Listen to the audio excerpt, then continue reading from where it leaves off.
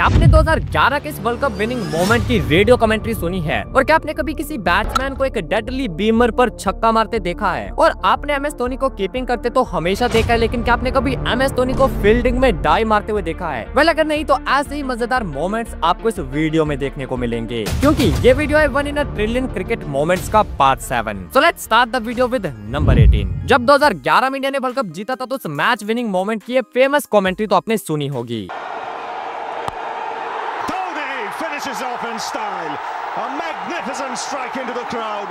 India lift the World Cup after 28 years. ये तो थी टीवी पर की गई कमेंट्री, लेकिन इस मैच विनिंग मोमेंट की जो रेडियो कमेंट्री थी, क्या आपने उसे भी सुना है? वेल, अगर नहीं तो यहाँ सुनो। तो जीतने के लिए चाहिए केवल 4 रन।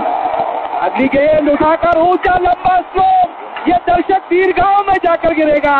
जोरदार जवाब, महेंद्र सिंह धोनी का छक्का और भारत विश्व विजेता है।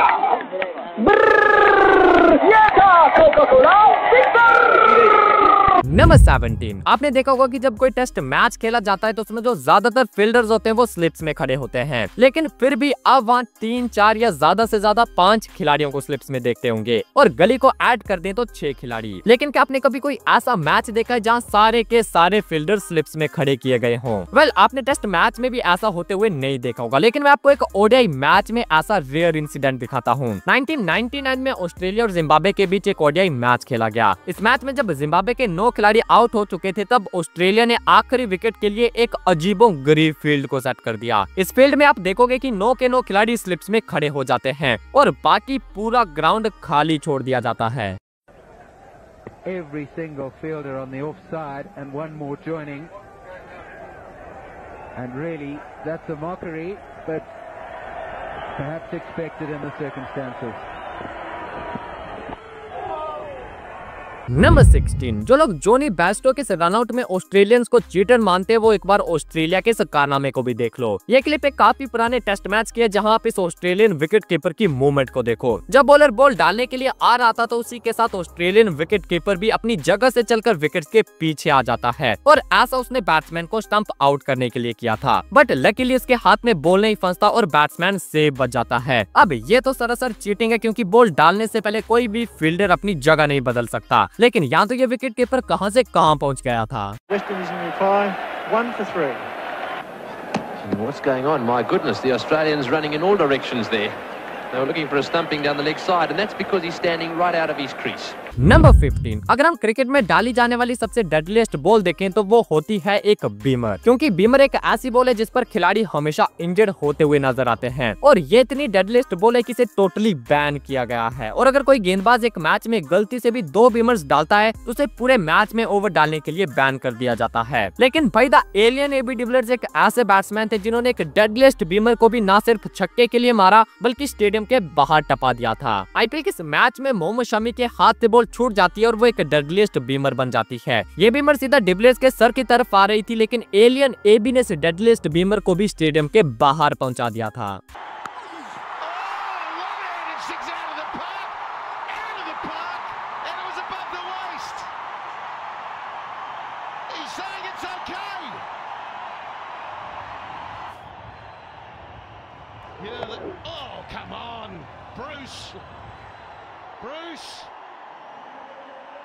नंबर 14। आपने इस तरह के कई सारे इंसिडेंट्स देखे होंगे जिसमें बॉल जो है वो विकेट्स को छूकर चला जाता है, लेकिन जो बेल्स है वो गिरती नहीं। अब ये तो काफी कॉमन सा हो गया, लेकिन ऐसे एक मोमेंट है जो कि काफी ज्यादा रेयर है। ये बैट्समैन इस बॉल को जोर से कट करता है, लेकिन बॉल उसके बैट की इनर एज लेकर सीधा उसके डंडे पर जा लगता है। अब यहाँ से आप देखा जा सकता है कि जो ऑफ स्टंप है वो इस इम्पैक्ट के बाद कितना टेढ़ा हो गया, लेकिन भाई जो बेल थी वो नीचे गिरने के बजाय बिल्कुल सेंटर में जाकर खुद को बैलेंस कर लेती है। और भाई यहाँ बैट्समैन का जो लक था उसे देखकर मुझे नवाजुद्दीन सिद्दीकी का ये वाला डायलॉग याद आता है, मौत को छू के टक से वापस आ सकता हूँ।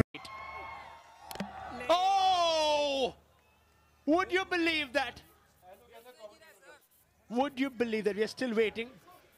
Oh, what a visual! Look at that! ये देखना होगा कि थर्ड एम्पायर जो है वो क्या कहता है गुरुजी, आज तो 2-4 क्या दुनिया भर में जितनी लॉटरी टिकट है ना, चिराग गांधी खरीद लीजिएगा ऑनलाइन जाके।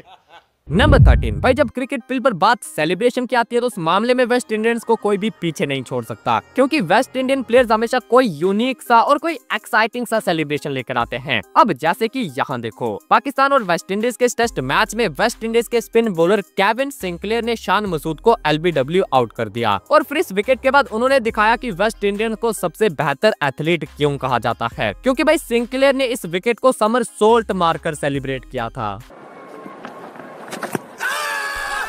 Yes, gone. Sinclair strikes straight away. They'll think about the review.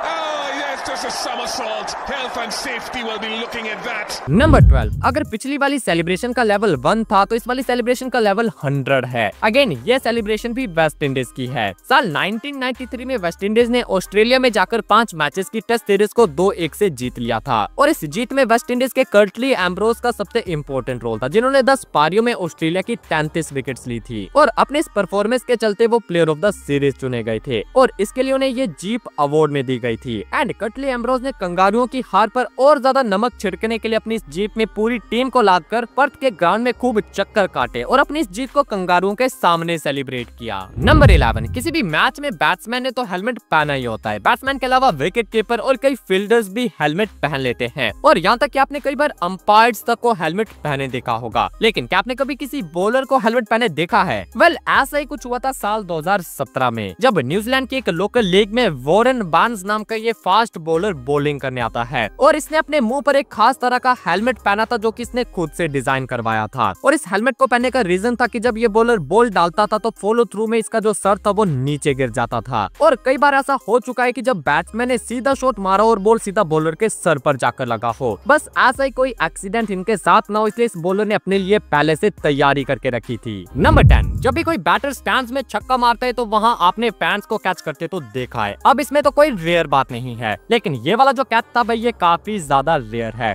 क्योंकि बिग बैश लीग में इस बॉलर का डेब्यू था और इसके डेब्यू पर इसके फादर भी मैच देखने आए थे। अब इस बॉलर की एक बॉल पर बैट्समैन ने छक्का मारा और कोइंसिडेंस देखो कि भाई बॉल को स्टैंड्स में बैठे इस बॉलर के फादर ने कैच किया। Young man on debut, he charged in. It was a lovely pick-up stroke, powerful blow. Seen some great crowd catching today. Look at that. It throws it back. That man there is Liam Haskett's dad. Number 9, भाई जो root ने पाकिस्तान में जाकर उनके against इतने ज्यादा run मारे कि वो अब थक चुके हैं और ऐसा मैं क्यों कह रहा हूँ वो आप इस वीडियो क्लिप को देखने के बाद समझ आओगे। पाकिस्तान के अगेंस्ट इस टेस्ट मैच में जो रूट 50 मारकर खेल रहे थे और तभी वो अपना ओरिजिनल राइट हैंड स्टांस छोड़कर लेफ्ट हैंड से बैटिंग करना शुरू कर देते हैं। I reckon Root's going to bat left-handed here. In fact, yeah. Joe Root is batting left-handed and has been put down.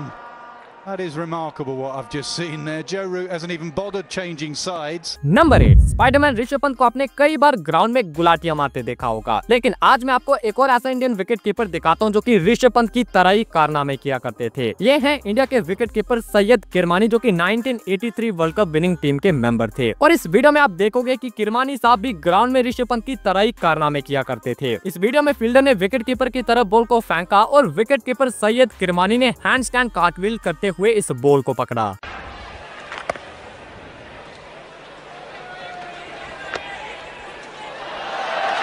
What a great take by Kirmani. How much does that grandstand love a handstand? The old cartwheel. And have a look at this. I like it. Number 7, थाला for a reason. और भाई आप सब MS Dhoni की fitness के बारे में तो काफी अच्छे से जानते होंगे। धोनी को स्टंप्स के बीच भागते हुए सबसे फास्ट माना जाता था, तभी तो वो सिंगल्स को डबल में और डबल को ट्रिपल में इजीली कन्वर्ट कर लेते थे। और MS धोनी की इसी फिटनेस को एक बार चैलेंज किया था नौजवान हार्दिक पांड्या ने। MS धोनी की एज 36 थी और हार्दिक पांड्या की सिर्फ 24 और हार्दिक ने धोनी को चैलेंज करा एक स्प्रिंट के लिए और इस स्प्रिंट में भी धोनी ने हार्दिक को आसानी से पछाड़ दिया था।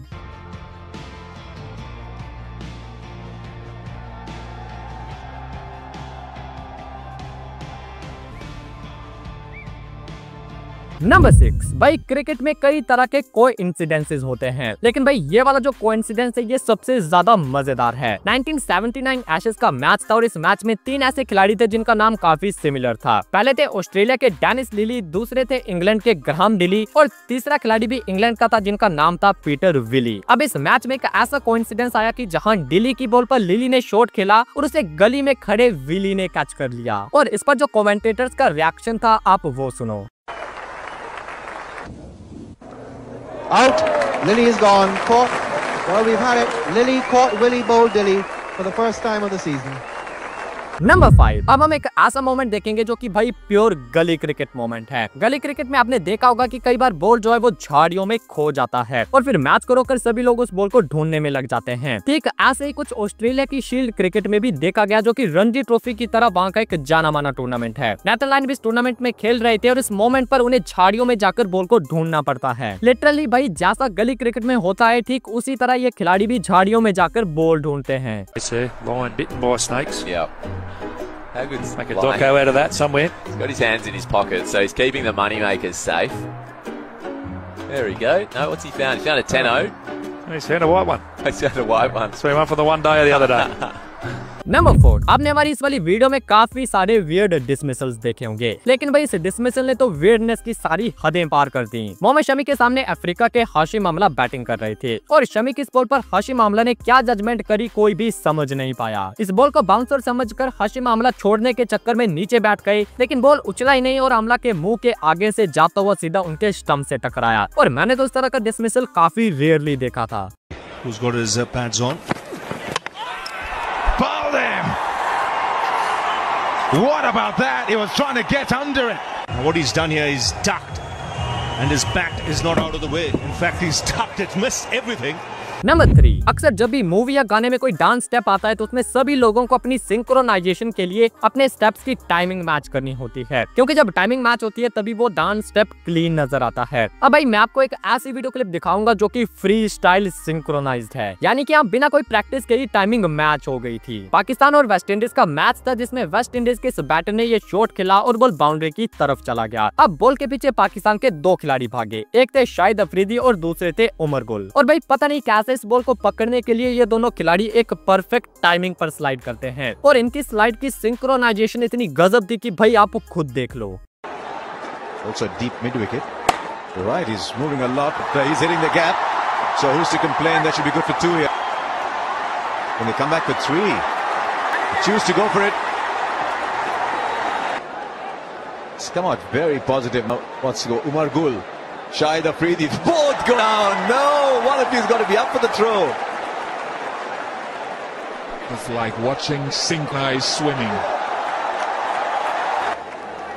Even, I mean, look at the stride. The magic is just stride for stride. Down they go. Number 2, अब हम देखेंगे एक ऐसा मोमेंट जो कि भाई रेयर नहीं बल्कि रेयरेस्ट है। जब से मैच देखना शुरू किया है तब से एम एस धोनी को सिर्फ विकेट कीपिंग करते देखा, लेकिन इस रेयर वीडियो क्लिप में आप एम एस धोनी को एज ए फील्डर देखोगे। ये मैच चैंपियंस लीग का है जो कि 2009 से 2014 तक हर साल खेली जाती थी और इस लीग के एक मैच में धोनी कीपिंग छोड़कर एज ए फील्डर खड़े होते हैं और वो इस बॉल को बाउंड्री पर जाने से रोकने के लिए ये स्लाइड भी मारते हैं।